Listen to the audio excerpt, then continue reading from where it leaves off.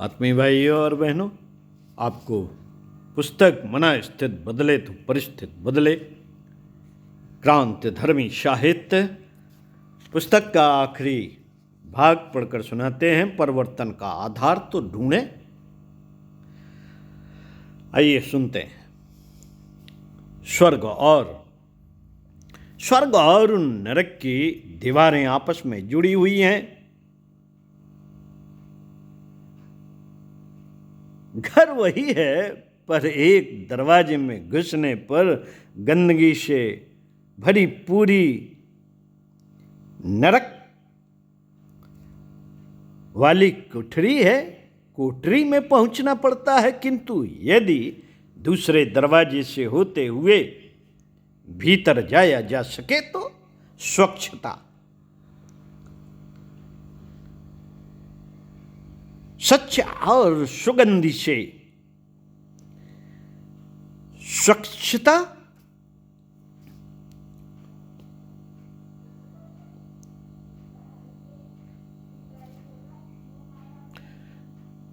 सज्जा और सुगंध से भरपूर वातावरण ही दिख पड़ेगा। हम अब झगड़ने, हड़पने, निगलने और समेटने मरने पर उतारू होते हैं। हम जब झगड़ने, हड़पने, निगलने और समेटने मरने पर उतारू होते हैं तो हाथों हाथ अनीत जन आत्म प्रताड़ना सहनी पड़ती है। भारत की बाहर की भर्त्सना और प्रताड़ना को भी सहा भी जा सकता है, पर जब अंतरात्मा कचोटती है, जब अंतरात्मा कचोटती है तब उसे सहन करना कठिन पड़ता है। पैर में लगी चोट और हाथ में लगी लाठी, पैर में लगी चोट और हाथ में लगी लाठी उतनी असह्य नहीं होती जितना कि अपेंडिसाइट यों हृदयघात जन्य दर्द से आदमी बेतरह तिल मिला जाता है और प्राणों पर आप बीतती है, और प्राणों पर आप बीतती है। मानवीय गरिमा को खोकर मनुष्य से ऐसा कुछ बन नहीं पड़ता जिस पर वह संतोष या गर्व कर सके, प्रसन्नता व्यक्त कर सके और समुदाय के सम्मुख सिर ऊंचा उठाकर चल सके। बाहर की वर्षा से छाता लगाकर भी बचा जा सकता है, बाहर की वर्षा से छाता लगाकर भी बचा जा सकता है, पर जब भीतर से लानत बरसती है तो उससे कैसे बचा जाए। धरती पर नर कीटक, नर पशु और नर पिशाच भी भ्रमण करते रहते हैं। देखने में उनकी भी आकृति मनुष्यों जैसी ही होती है। अंतर तो आदतों को स्वभाव बनकर जमी हुई प्रकृति को देखकर ही किया जा सकता है। अंतर कैसे करेंगे? मनुष्यकृत आकृत नर कीटक, नर पशु, नर पिशाच के रूप में होती है, लेकिन अंतर आदतों को स्वभाव बनकर जमी हुई प्रकृति को देखकर ही किया जा सकता है। मित्रों, हे स्तर में गिने जाने वाले पशु पक्षियों का कोई नीत मर्यादा मान्य नहीं होती। गिद्ध, कौवे और सियार कुछ भी पशुओं को न तो पत्नी और भगनी पुत्री के बीच अंतर करना आता है और न बीच चौराहे पर यौनाचार करने में कुछ अनुपयुक्त लगता है। इन प्राणियों को कहीं मलमूत्र त्यागने में भी हिचक नहीं लगती। वे किसी का भी खेत खा सकते हैं। छोटे जल जंतुओं को बगले बिना कोई दया भाव दर्शाए निसंकोच भाव से निगलते रहते हैं। यह एक निराली दुनिया है और उसकी अपनी सीमाएं हैं, पर मनुष्य तो कुछ विशेष उपलब्धियों उपलब्धियां लेकर जन्मा है। उसकी गरिमा को सृष्टि में सर्वोच्च ठहराया गया है। ऐसी दशा में उसके कंधों पर कुछ विशेष जिम्मेदारियां भी आती हैं और कड़ी मर्यादाओं का परिपालन एवं वर्जनाओं का अनुशासन भी आवश्यक हो जाता है। किसी के पास तलवार होने का तात्पर्य यह तो नहीं है कि वह कहीं भी कत्लेआम कराए, कहीं भी कत्लेआम कर डाले। अतिरिक्त बुद्धिमत्ता का तात्पर्य यह तो नहीं हो सकता कि इसके सारे संसार की सुव्यवस्था को बर्बाद करके रख दे। अनीत बरतने के लिए उसे स्वेच्छाचार का लाइसेंस मिला हुआ नहीं है। अनीत बरतने के लिए उसे स्वेच्छाचार का लाइसेंस मिला हुआ नहीं है। इस स्तर की चतुरता अपना लेने का प्रतिफल यह तो नहीं होना चाहिए कि वह आत्मा और परमात्मा की आंखों में धूल झोंक कर अहंकार से उत्पन्न उन्मत्त होकर अपने क्रियाकलापों से वातावरण को उद्योगों और अनाचारों से भर दे। प्रश्न है, चिंतन और मनन करने साथियों दृष्टि प्रसार कर जिस ओर भी देखा जाए उसी ओर समस्याओं, उलझनों, विडंबनाओं, विपत्तियों, विग्रहों, विक्षोभों और संकटों के घटाटोप उभरते दिखाई देते हैं। जिस प्रकृति का पायपान करके जिसकी गोद में हम सब कीड़ा कल्लोल कर रहे होते हैं, आश्चर्य है कि हम उसी की मर्दन, उसी की गर्दन घाट डालने के लिए उतार हो गए। जहां से हम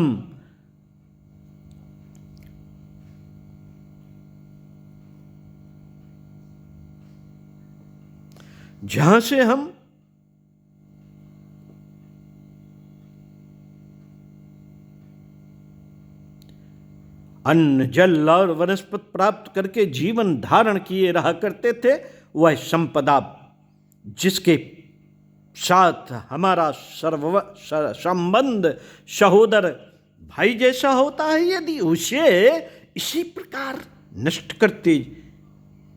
करते चले गए तो अर्धांग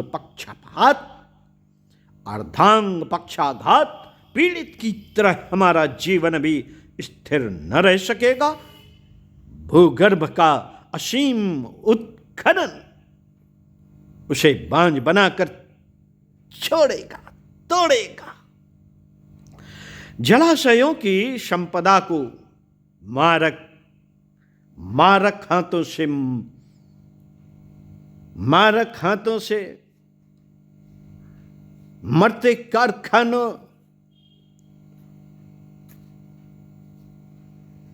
मरते कारखाने पीने योग्य पानी छोड़ेंगे भी या नहीं?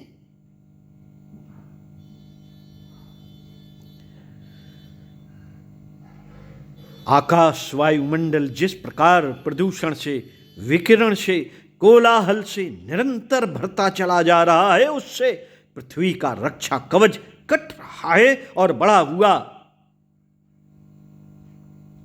तापमान हिम क्षेत्रों को पिघलाकर समुद्र में ऐसी बाढ़ लाने का ताना बाना बुन रहा है जिससे जितना थल भाग अभी भी बचा है उसका अधिकांश भाग उस बाढ़ में समा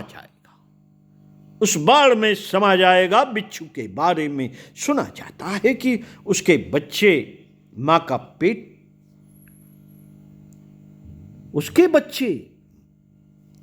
का पेट खा पी कर तब बाहर निकलते हैं। लगता है मनुष्य ने कहीं बिच्छू की रीत नीत तो नहीं अपना ली? बिच्छू की रीत नीत तो नहीं अपना ली है जिससे वह उस प्रकृति का सर्वनाश करके रहे जो उसके जीवन धारण करने का प्रमुख आधार है। खींची हुई प्रकृति क्या बदला ले सकती है? खींची हुई चिड़ी हुई प्रकृति क्या बदला ले सकती है? अणु उपकरणों के बदले क्या प्रकृति ही सर्वनाश महाप्रलय सामने लाकर खड़ी रह सकती है? यह सब सोचने की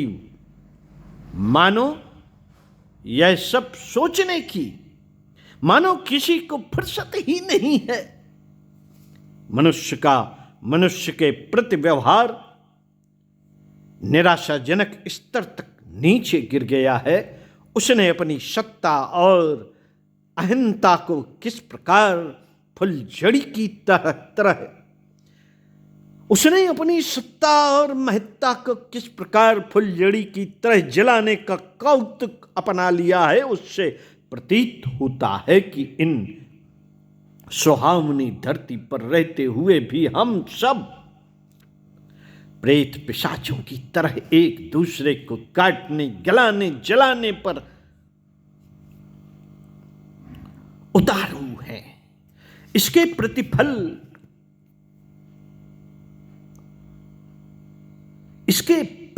स्वरूप परस्पर सहयोग की बात मानना तो दूर, परस्पर सहयोग की बात बनना तो दूर, हम अविश्वास के ऐसे वातावरण में रह रहे हैं जिसमें अपनी छाया तक से डर लगता है। विश्वास और विश्वासघात।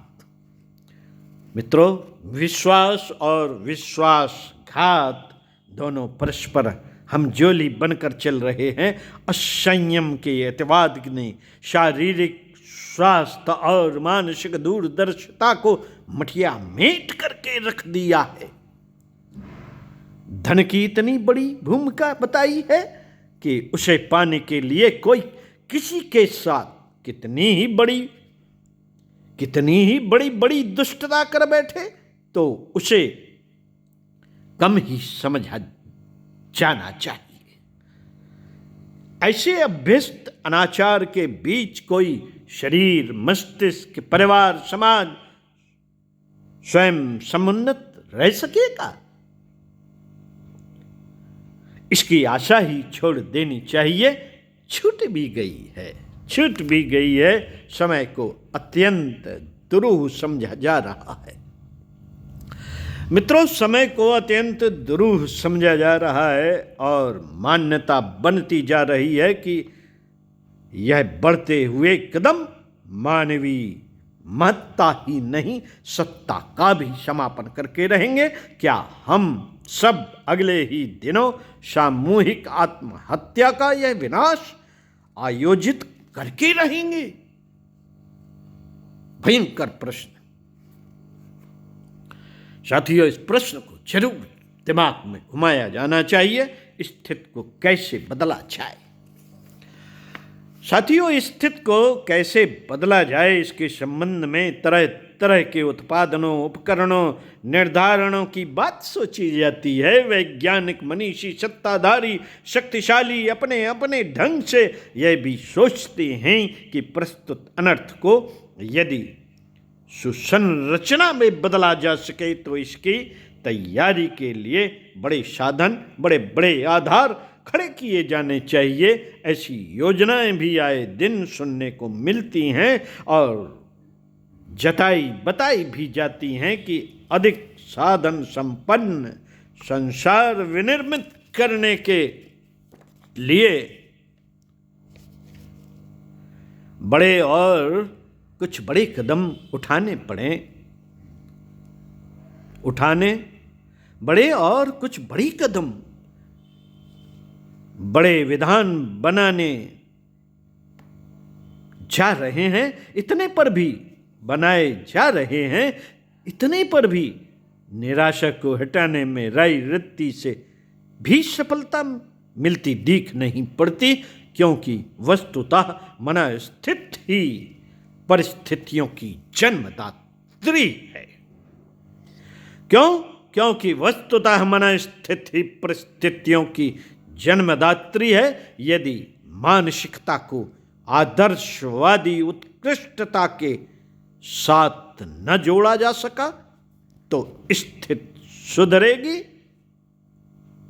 उलझेगी नहीं, वरन विपत्तियां और भी नजदीक आती और भी रौद्र रूप धारण करती चली जाएंगी। समस्याओं का समाधान भले ही आज हो या आज से 1000 वर्ष बाद, पर उसका समाधान मात्र एक ही